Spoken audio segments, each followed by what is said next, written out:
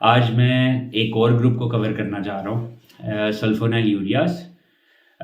और दूसरा ग्रुप है थायाज़ोलिडाइनिडायोन्स।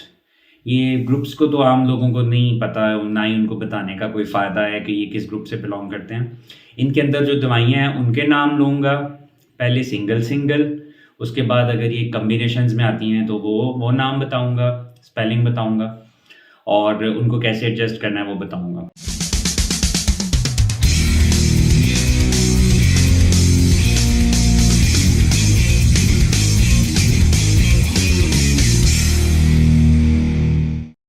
वरहमतुल्लाहि वबरकातुहू। एक और वीडियो के साथ मैं डॉक्टर अमानुल्लाह भल्ली आपकी खिदमत में हाज़िर हूँ। मैंने रमज़ान सीरीज़ स्टार्ट की हुई है। आपको पता है, पहले मैंने वीडियो में कवर किया है कि किन डायबिटिक्स को रोज़े रखने चाहिए, किन को नहीं। उसके बाद एक ग्रुप मैंने बताया मेटफॉर्मिन और DPP-4 इनहिबिटर्स की जो दवाइयाँ हैं, जो शुगर के मरीज़ ले रहे होते हैं, उनको कैसे एडजस्ट करना है अपना डायबिटीज़ के पेशेंट्स ने रोज़े में। आज मैं एक और ग्रुप को कवर करना चाह रहा हूँ, सल्फोनाइलयूरियाज। और दूसरा ग्रुप है थायाज़ोलिडाइनिडायोन्स। ये ग्रुप्स को तो आम लोगों को नहीं पता, ना ही उनको बताने का कोई फ़ायदा है कि ये किस ग्रुप से बिलोंग करते हैं।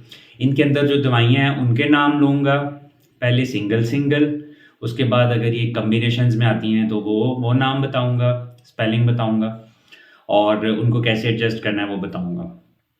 तो आप के पास आती है, जो बहुत ज़्यादा आजकल लोग दवाइयाँ ले भी रहे होते हैं, उसमें आ जाती है ग्लाइमीपिराइड या ग्लिक्लाजाइड।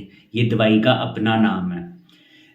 ये आपने जो दुकान से ख़रीदनी है वो नाम नहीं, वो तो डिफरेंट कंपनियों के नाम होते हैं, वो मैं नहीं बता रहा। जो अंदर दवाई का नाम है वो होगा, ग्लाइमीपिराइड के स्पेलिंग है GLIMIPIRIDE,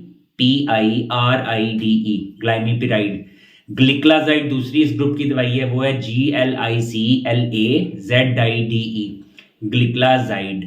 अगर बहुत मशहूर इनके मैं ट्रेड नेम्स के नाम लूँ ना, जो अमूमन मैं पेशेंट्स देखता हूँ तो वो ले रहे होते हैं, ग्लाइमीपिराइड, गैट्रिल, एमरिल, इवोप्राइड, ऑरिनेज, इन नामों से मार्केट में आ रही हैं। 1, 2, 3, 4 मिलीग्राम की ये जो है पैकिंग मिल रही होती है।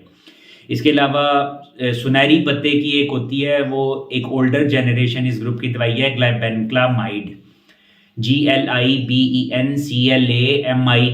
ग्लाइबेनक्लामाइड। वो डायोनिल के नाम से बहुत मार्केट में मिलती है। इनका मैं बताने लगा हूँ। पहला है कि रोज़े का मरीज़ जो शुगर जिसको है और वो ये दवाई खा रहा है, डायोनिल जो खा रहा है वो उसको डायोनिल चेंज करा लेनी चाहिए, बिकॉज इसमें शुगर लो करने का पोटेंशियल बहुत ज़्यादा है। जो ग्लाइमीपिराइड और ग्लिक्लाजाइड, जो बाकी मैंने आपको 2 दवाइयाँ बताई हैं, जिनके मैंने ट्रेड नेम भी बताए हैं, दुकान वाले नाम भी आपको मशहूर बताए हैं, उनको आपने ऐसे एडजस्ट करना है कि अगर आप रमज़ान से पहले दिन में एक मरतबा खा रहे हैं तो वो आप अफ्तारी के साथ रोज़े में शिफ्ट कर लें उसको। अगर आप वो सुबह लेते हैं रोज़ों से पहले तो वो आप अफ्तारी के साथ उसको शिफ्ट कर लें, अफ्तारी के साथ ले लें। जिनकी बहुत ही अच्छा कंट्रोल है रमज़ान से पहले शुगर का, वो इस दवाई की डोज को आधा कर दें और आधा करके फिर अफ्तारी के साथ ले लें। जो दिन में 2 मरतबा ले रहे हैं वो एक सहरी के साथ ले ले, दूसरी डोज अफ्तारी के साथ ले ले, अफ्तारी के साथ पूरी डोज ले ले, और सहरी के साथ अगर उनका रमज़ान से पहले कंट्रोल आइडियल चल रहा है, जो कि ऑब्वियसली आपको आपका डॉक्टर ही बताएगा कि आइडियल है या नहीं, वो सहूर के साथ वाली जो डोज है वो हाफ कर दे, ताकि क्योंकि आपने अगले 12-16 घंटे खाली पेट रहना है तो आपकी शुगर लो ना हो जाए, क्योंकि ये वो ग्रुप है मेडिसिन का जो शुगर को लो कर सकता है। इसी तरह आपका जो ग्लिक्लाजाइड है वो डायमाइक्रॉन के नाम से बहुत आती है, डायमाइक्रॉन MR के नाम से बहुत आती है। डायमाइक्रॉन 80 मिलीग्राम की, डायमाइक्रॉन MR 30, MR 60, ये लोग अमूमन उनको पता होता है। साइकॉन के नाम से भी ये ग्लिक्लाजाइड आती है। इसके अलावा और भी बहुत से मार्केट में नाम है, वो सब मैं नहीं ले सकता बिकॉज ऑब्वियसली 1000 कंपनियाँ 1000 उनके हैं, लेकिन ये जो मशहूर ज़्यादा है ना, जो ज़्यादातर लोग ले रहे होते हैं, उनके मैंने नाम ट्रेड नेम भी आज ले लिए हैं कि आपको ज़रा हेल्प हो।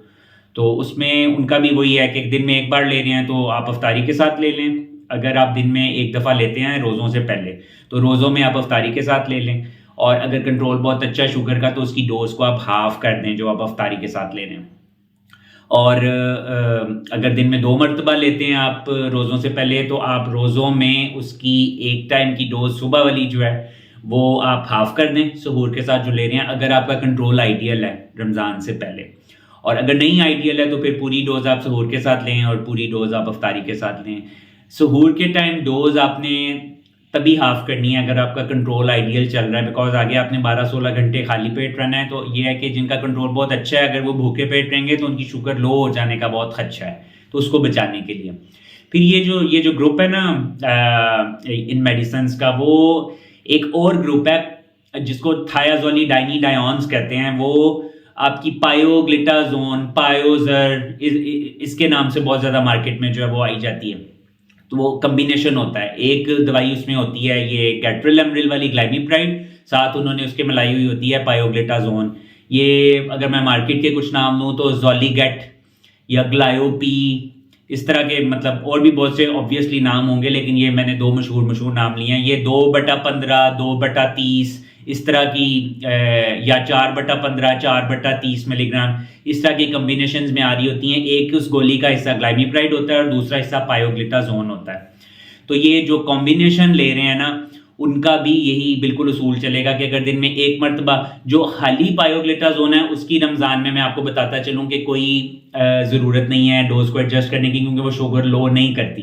दिन में अगर कोई पायोग्लिटाजोन अकेली ले रहा है तो वो अफ्तारी के साथ ले ले। दिन में 2 मरतबा ले रहा है रोज़ों से पहले तो वो 2 मरतबा भी ले सकता है, एक सहरी के साथ, एक अफ्तारी के साथ। लेकिन जब वो कम्बिनेशन में आ जाएगी ग्लाइमिप्राइड के साथ, तो फिर आपने ऐसे करना है कि अगर वो दिन में 1 मरतबा ले रहा है तो वो अफ्तारी के साथ लेगा, और अगर दिन में 2 मरतबा ले रहा है तो वो सहरी और अफ्तारी दोनों के साथ ले सकता है। लेकिन अगर उसका कंट्रोल शुगर से पहले, रमज़ान से पहले बहुत अच्छा है अपनी डोज के ऊपर, तो वो जो सहूर वाली डोज है उसको हाफ कर ले, ताकि अगेन वो जैसे सिंगल का रूल है, सिंगल दवाई के साथ भी कि लो ना उसकी हो दवाई। अगर वो फुल डोज ले लेता है रमज़ान के रोज़ों में तो वो सहूर के साथ जो है वो हाफ कर ले। अफ्तार के साथ चूंकि अगले 8-10 घंटे वो खाना पीना उसको अलाउड है, तो उसकी शुगर ऊपर जाने का एहतमाल है। अगर गॉड फॉरबिड्स उसकी शुगर लो भी होना शुरू होती है तो वो खाने पीने की उसको इजाज़त है, वो चेक करके अपना खा पी सकता है। वो रात को फुल डोज लेगा, सहरी पे वो उसको हाफ कर देगा। अगर कंट्रोल रमज़ान से पहले अच्छा नहीं है तो सहूर पे भी फुल डोज ले ले और अफ्तार पे भी फुल डोज ले ले। तो अभी कम्बिनेशन में मैंने सिंगल बता दी आपको ग्लाइमिप्राइड वगैरह की और ग्लिक्लाजाइड की, कि सिंगल को कैसे एडजस्ट करना है, और अगर वो पायोग्लिटाजोन के साथ कम्बिनेशन में आ रही हैं तो उनको कैसे एडजस्ट करना है। और अगर पायोग्लिटाजोन कोई अकेला बंदा ले रहा है, या पायोग्लिटाजोन मेटफॉर्मिन के साथ भी बहुत आती है पायोजर प्लस के नाम से, उसमें एक हिस्सा पायोग्लिटाजोन होता है और दूसरा हिस्सा मेटफॉर्मिन होता है। तो मेटफॉर्मिन मैं पिछली वीडियो में कवर कर चुका हूँ, उसको भी रमज़ान में एडजस्ट करने की ज़रूरत नहीं है, पायोग्लिटाजोन को भी एडजस्ट करने की ज़रूरत नहीं है। तो वो आप अगर दिन में 1 मरतबा रोज़ों से पहले ले रहा है तो मेटफॉर्मिन और पायोग्लिटाजोन की कम्बिनेशन को वो अफ्तारी के साथ ले ले, और अगर 2 मरतबा ले रहा है तो वो सहूर और अफ्तार दोनों के साथ ले सकता है, बिकॉज ये कम्बिनेशन लो नहीं करता। आने वाली वीडियोज़ में फिर अगला कोई ना कोई ग्रुप पकड़ूंगा। होपफुली मेरा था कि 5-6 मिनट्स के अंदर मैं ये वीडियो में आपको जल्दी से बता दूं कि इस ग्रुप को कैसे एडजस्ट करना है।